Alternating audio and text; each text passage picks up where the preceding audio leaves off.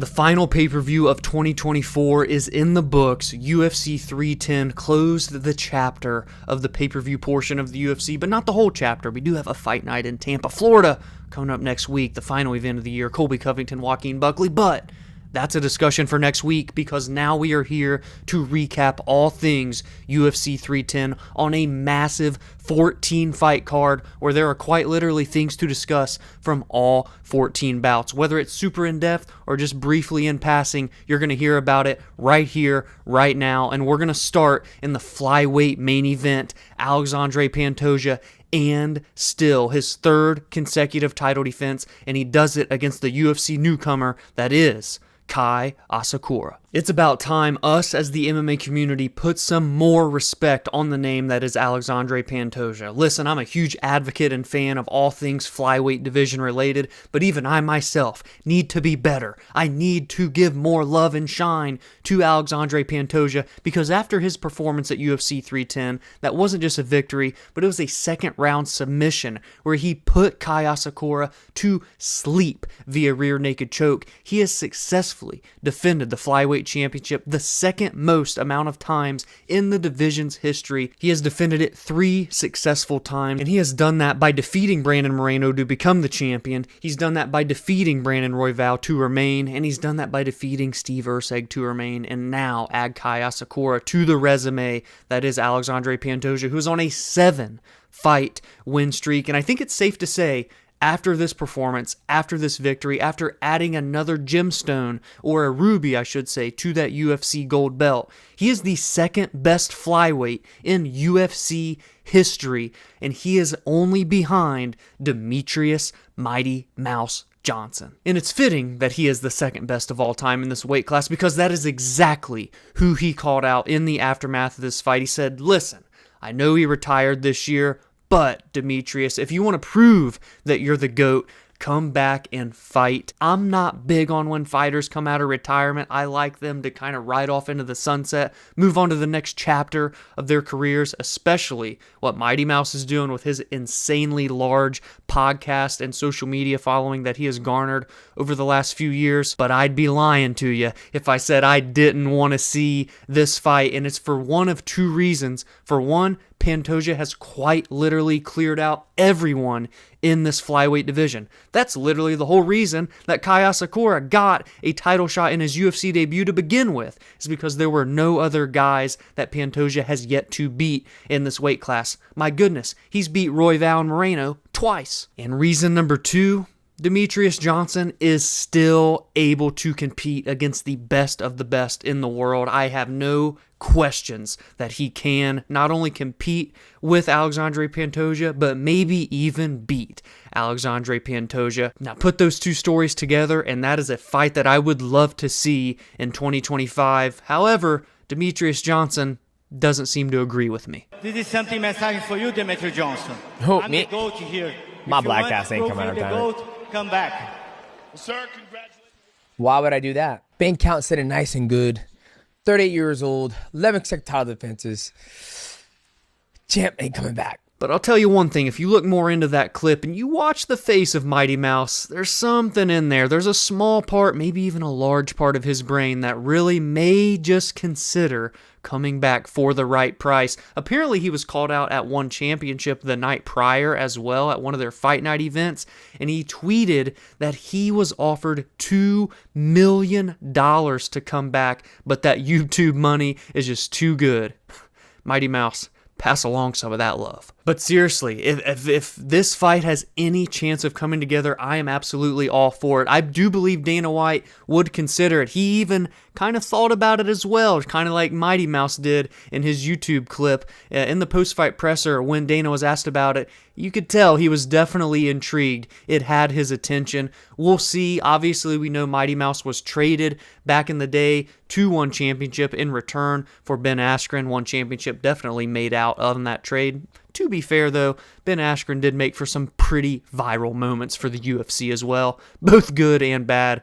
more so for bad. If we're talking Ben, probably more so for good if you're the UFC. I think that would be one of the biggest, if not the biggest, flyweight bouts. Actually, no, not one of. It would absolutely be the biggest flyweight championship fight that the UFC has ever and probably could ever put on. The return of Mighty Mouse, who defended his title not once, not 3 times, not 5 times, not 8 times, 11 straight times versus the second best to ever do it at 125, Alexandre Pantoja. When you are second all-time in title defenses with 3, but the gap between you and number 1 is 8 more title defenses, that shows how elite Mighty Mouse Johnson is. If that stat alone, for those of you that are new to the sport and don't really know much about Demetrious Johnson, doesn't tell you how flawless that he nearly was at all times, I don't know what will. Go back and watch. But again, at 38 years young, I do believe Demetrious Johnson can still compete. I want to see him face Alexandre Pantoja in 2025. But do you?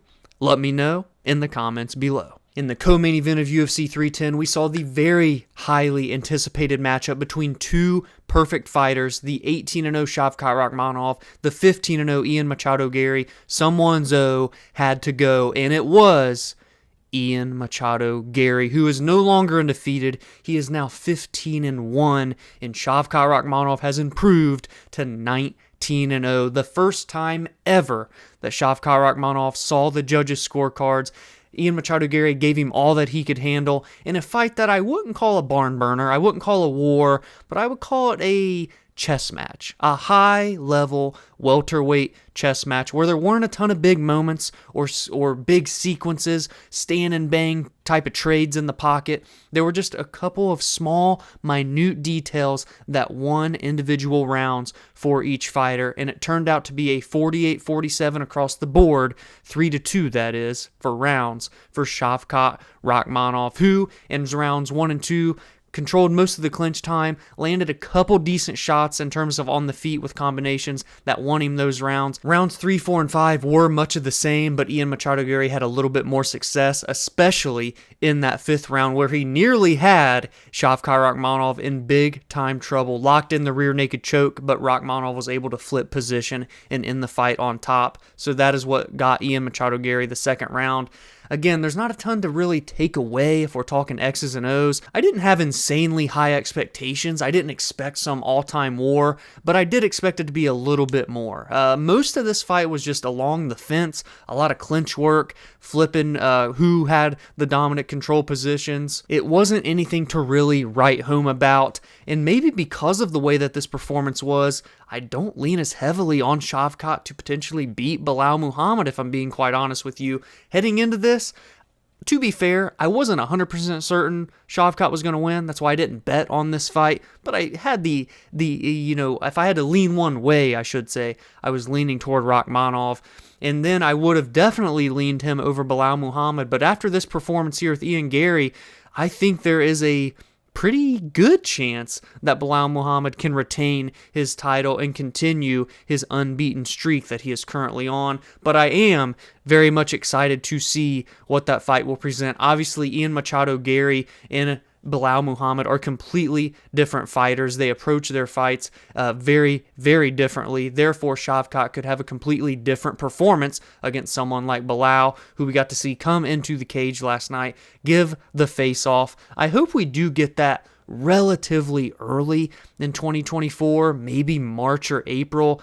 That honestly might be a little bit too much too soon, but a guy can hope. But all in all, I saw a lot of kind of hate going towards Shavkat, and all of a sudden everyone came out of the woodwork and loved Ian Garry. Kind of weird just how the MMA space works and people just flip-flop so easily. I thought it was a good showing from Shavkat. We saw that he can go the later rounds into round 4, into rounds 5, make it to the scorecards for the judges and still win. For Ian Machado Garry, he showed incredible takedown defense. He showed pose, calmness, and showed off that he still is evolving his grappling skill set, as I talked about in the preview on Friday. So for Ian Machado Garry, I'm going to be honest, I would still absolutely love for him to take on Leon Rocky Edwards, and I would love for that to be the headlining spot in March when the UFC returns to England. That's what I want to see for Ian Machado Garry. For Shavkat, it's now a title fight with Belal Muhammad, the fight we were originally supposed to get here.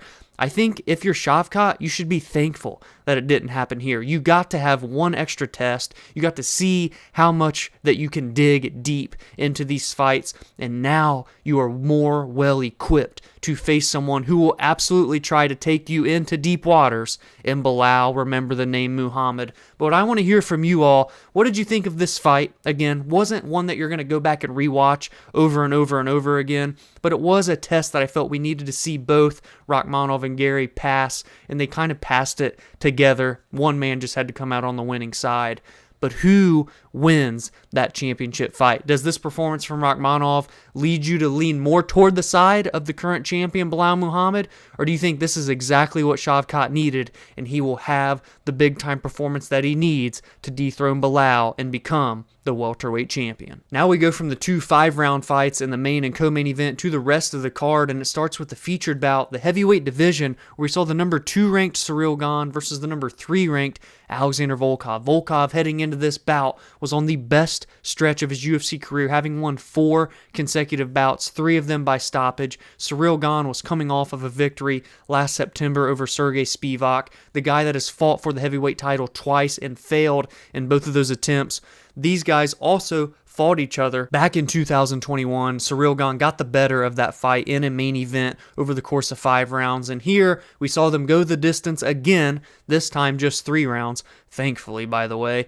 And, well, I don't throw around the R word very often, but this may have just been a robbery. This fight was not one to write home about. You are definitely not going back and rewatching this one again. Maybe you will rewatch the co-main event a time or two. This one, you're not going to. You're going to absolutely forget that it ever even happened. Ciryl Gane gets the split decision after not doing very much, if I'm being quite honest. He did have a couple decent moments in round 1, got the better of the stand-up sequences throughout the entirety of the 15 minutes, but the bigger portion of this fight that happened on the ground belonged to Alexandre Volkov, and that was the discussion I was most intrigued with when I previewed this fight on Friday. We've seen Volkov get better and evolve as he gets older at age. At 36, you could say he's in his prime. We've seen him showcase his offensive skill set and submission over this win streak that he is on, and Ciryl Gane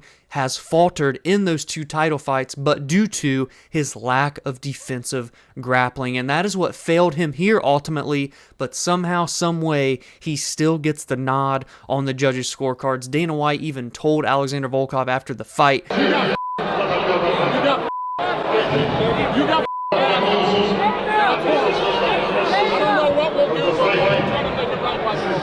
apparently the commission even came over to discuss to Alexandre Volkov why they scored the second round for Ciryl Gane, but I do feel for Volkov because this was his opportunity to get into a title shot for the first time ever, and this loss really, I feel like, will set him back, if I'm being quite honest with you. Maybe it won't, and I hope that it doesn't. I would love to see Drago get a chance to fight for the title before he hangs it up.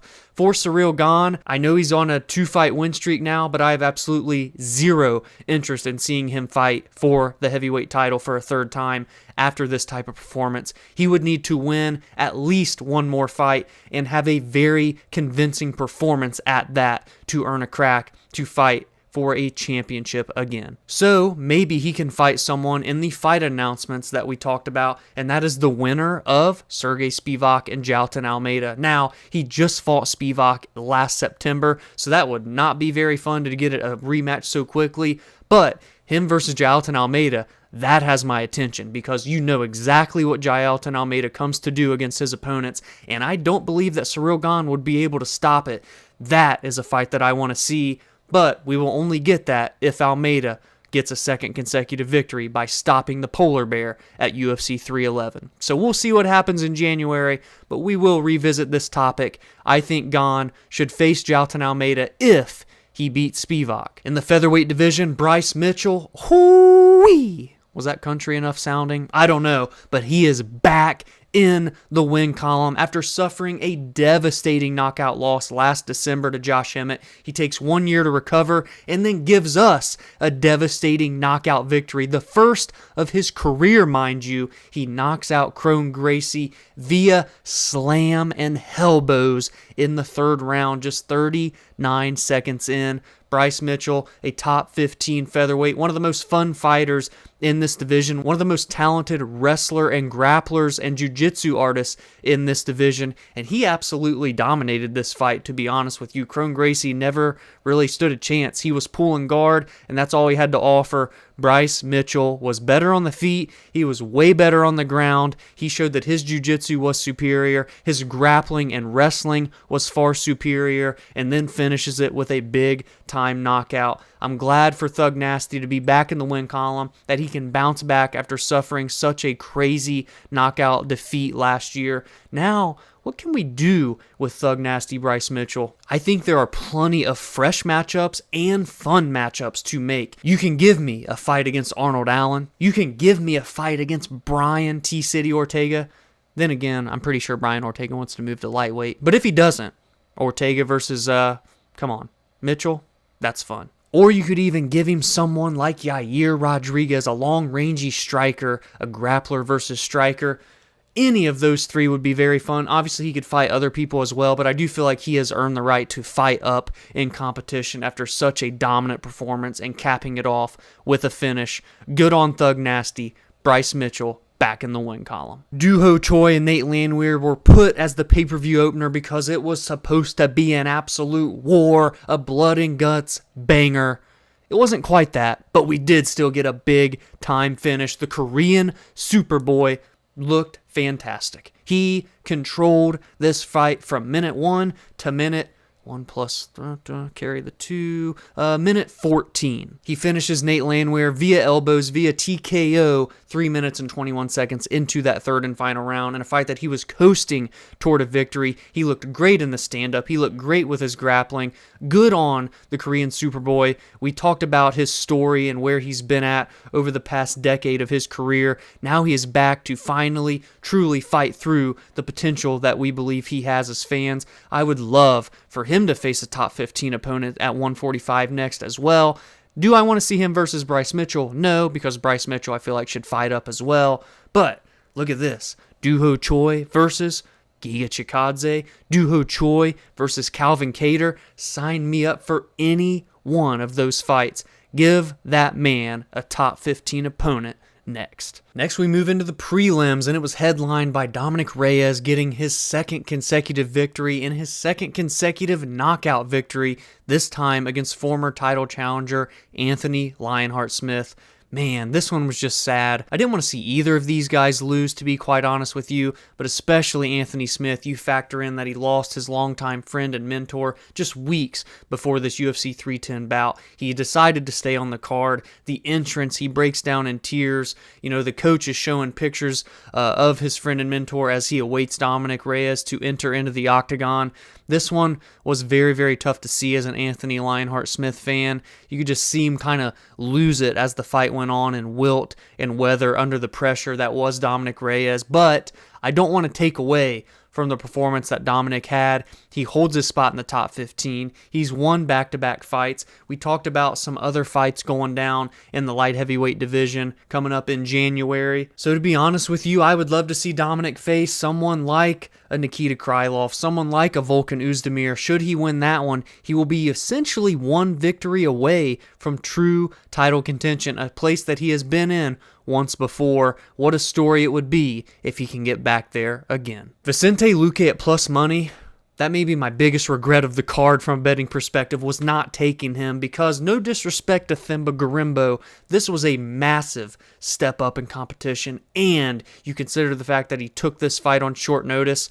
All things really leaned toward the side of Vicente Luque, who is just now in his prime at 33 years old, but has such a wealth of experience in this UFC welterweight division. And did he prove it here? All it took was 52 seconds for the club and sub victory. Vicente Luque, the silent assassin, drops Themba with a nasty right hand, pounces on him with the Darce choke, and cashes people's checks. Now Vicente absolutely should be facing another ranked opponent next. He was supposed to fight Nick Diaz twice this year. I have little to zero interest in that one. Then he fights Themba Gorimbo, a rising prospect who had won 4 straight fights but was relatively unproven. Give this man someone ranked again. He has earned it. He's one of the best welterweight fighters to never challenge for a title, but I'm not doubting that he can one day still challenge for that belt before he hangs it up. He's currently sitting at number 14. If we take a brief look ahead of him, we know that Joaquin Buckley, who is at number 9, is taking on Colby Covington in the main event spot next week in Florida. Does he face the winner of that fight? Maybe not if it's Joaquin Buckley. Does he face the loser of that fight? That seems to make some sense. Maybe he takes on someone like Jeff Neal, Michael Morales, the undefeated prospect. Anyone ahead of him in the rankings is what Luque has earned. This man, how can you not love the silent assassin? Movsar, Evloev, and Aljamain Sterling, the biggest blunder in terms of fight card placement in UFC history. This was buried on the prelims. The undefeated Movsar, who is 18-0 and 8-0 in the UFC, taking on the former bantamweight champion turned featherweight contender Aljamain Sterling, and somehow they're on the prelim card. That was more of a Friday gripe as well. I'm still griping about it in the post show. Anyways, this was a grappler's delight. If you love watching grappling, transitioning, wrestling, jiu-jitsu, submission positions, this was the fight for you. And Movsar Evloev edges it out on the judges' scorecards. He gets the 29-28 victory via unanimous decision, may I add. To be quite honest with you, I thought maybe a judge would have given this to Sterling, if not more than one judge, and Sterling could have won this fight as well. But Evloev gets the victory, the biggest of his career. And when you look at the last 4 fights that he's had, it's Dan Ige, it's Diego Lopez, it's Arnold Allen, and now former champion Aljamain Sterling. There's no way that this man does not earn a title shot after this win. 19-0, 9-0 in the UFC, in his prime at 30 years young. This man absolutely should face the winner of Topuria versus Volkanovski 2. I will not hear any arguments against it. And for Aljamain Sterling, I do still believe that he can have some fun fights in this 145-pound weight class. Again, you could really make a true argument that he won this fight. It wasn't a robbery. That's just how close this fight truly was. So in this 145-pound division, there's other guys that could make for very fun fights against Aljamain Sterling. I think he could even fight ahead again against someone like an Arnold Allen. How about him versus Bryan Ortega? Man, I kind of hope Bryan Ortega stays at 145 for another fight or two. I do still believe that Aljo, before he wraps it up as a career, can make his way to challenging for a title in his second weight class. But tonight wasn't his night. It belongs to the undefeated Movsar Evloev. Bryan Battle and Randy Brown had a very competitive fight, one that some people were calling controversial. Bryan Battle extends his win streak, now 4 in a row, none bigger than this one over Randy Brown. The Rude Boy had won 7 of his last 8 coming into this fight. The Butcher Bryan Battle gets the judge's nod on the scorecards and more than likely should be facing someone in the rankings next, but he missed weight by 4 pounds. He did blame it on the short kind of turnaround. He just fought in Paris at the end of September, bounced back here in early December. He's never missed weight before in the UFC, so I'm not going to hold it against him too much, but let's just not make a habit out of it. But that weight miss may hinder him from fighting someone ranked next. He may just have to try and win one more before getting that next big jump. Eryk Anders made good on his illness that pulled him out of the UFC 309 card against Chris Weidman. They get the rematch here at a catchweight bout, and he finishes Chris Weidman on the ground in Chris Weidman's realm via ground and pound strikes with 9 seconds left in the second round. He truly took it all out of Chris Weidman. Chris Weidman had no answers and looked like he did not want to be in there after he was on the bottom of Eryk Anders' ground and pound. What a win for Anders, the former Alabama Crimson Tide football player. Has 2 fights left on his UFC contract. He's going to fight him out and then call it a career. Good on him, and I hope he has a great, fun rest of his ride and will be in some fun fights. I don't doubt that. The performance and winner on the card that's going to be the most overshadowed by all the hoopla from all the bigger name guys above him is absolutely Joshua Van, as he got a victory over the number 14 ranked flyweight Cody Durden, and it was an absolute striking clinic, especially in rounds 2 and 3. How Cody Durden didn't get put away is beyond me. Am I mad that I bet on the fight not to go the distance and it somehow did? You be the judge of that. But Joshua Van 23 years old, is 12-2 with 8 finishes and 5-1 in the UFC. The only loss is to veteran Charles Johnson when he got caught early on in the third round of their fight and got knocked out. Joshua Van was on the top 25, under 25 for a reason in the most recent version of that article for ESPN, and he showed why here. He's just turned 23, mind you, in October, so he was 22 when he had that war at Noche UFC. 2025 could be the year that Joshua Van puts everyone on notice, especially the rest of his counterparts in this flyweight division. Give me him versus Manel Kape. Give me him versus Steve Erceg. Give me him versus Alex Perez. Give me him versus anybody ranked in this division, and I would favor Joshua Van for a majority of the fights ahead of him until he gets into that title contention area. That's when it gets a little gray. That should show you how good Joshua Van is and how good he can still be. Then we had 3 straight finishes to start off the card. Michael Chiesa finished Max Griffin late in the third round via submission for his second consecutive submission victory. Most recently prior to this was the sub over Tony Ferguson. Michael Chiesa showing that he can still get it done at 37 years old, gets the victory on his birthday, and conveniently enough for the Washington native, the UFC announced their official return to Seattle, Washington in February for a fight night card. It is kind of a quick turnaround for someone that's 37, fighting in December, then fighting again in February, but he didn't take too much damage here. He really controlled this for a majority of the bout. If he's able, physically, mentally, spiritually, get him in there in front of his home crowd in Washington. Hell, even give him a main event if the timing and opponent is right.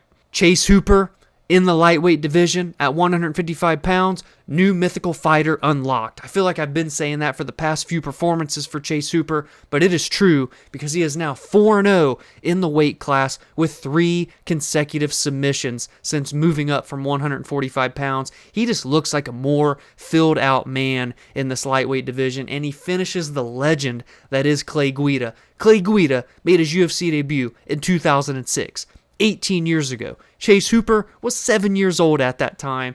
Wow, what a win for Chase Hooper to not only beat him, but submit Clay Guida in the first round with an armbar is ultra impressive, no matter which way you want to slice it. Does Chase Hooper get a ranked opponent in a division as stacked as lightweight after a victory over Clay Guida? I don't know. Maybe he fights one more time, someone on the outside looking in like a Joel Alvarez, for example. How fun would that fight be? A submission ace in Joel Alvarez, who I think has a 100% finish rate, if I'm not mistaken, against someone like Chase Hooper, who is in always fun, fan-friendly bouts. Maybe the winner of that can crack into top 15 next. And kicking off the card, much like Chase Hooper, moving up to a better weight class for him, was Kennedy Nzechukwu, who is now 2-0 in the heavyweight division, both via first round knockout, and both within the last couple of months. He beat Huggy Bear Chris Barnett just recently, and now finishes Lucas Bresky with 9 seconds to go in the opening period of their bout. Kennedy Nzechukwu, being that he was a perennial guy right on the outside looking in at top 15 at light heavyweight, I feel in a division like heavyweight that isn't very stacked, he absolutely can fight someone in the rankings in just his third fight in the weight class against a Shamil Gaziev, against a Waldo Cortez Acosta, against a Mick Parkin. Anyone from number 10 to number 15, to be quite honest with you, makes sense for Kennedy. I really, really enjoy him in this heavyweight division, and I think he actually does have a pretty high ceiling. So that is it for the recap show, all things UFC 310. That is a wrap. Give me your thoughts and your biggest takeaways from the card in the title fight discussion. Do you want to see Pantoja welcome back Demetrius Johnson from retirement? And if not, who does he face next? Another fight with Brandon Royval, even though they just fought? I don't know. You tell me. Give me your thoughts on Rakhmonov remaining undefeated in a closely contested bout against Ian Machado Garry and all the other bouts on this 14-fight card. If you enjoyed this recap, please be sure to drop a like and subscribe to the channel if you are new. Every single week, I recap the most meaningful results from every card. I give my thoughts and opinions on MMA news and fight announcements, and I break down and preview the biggest and best fights, talk about the storylines and what is at stake heading into each weekend's card. Join the community on social media at Verbal Spar MMA on X, Instagram, and TikTok. And you can follow on your favorite audio listening platforms such as Spotify and Apple, where podcast episodes are released every Friday and Monday. Have a great week, and I will see you in the next video.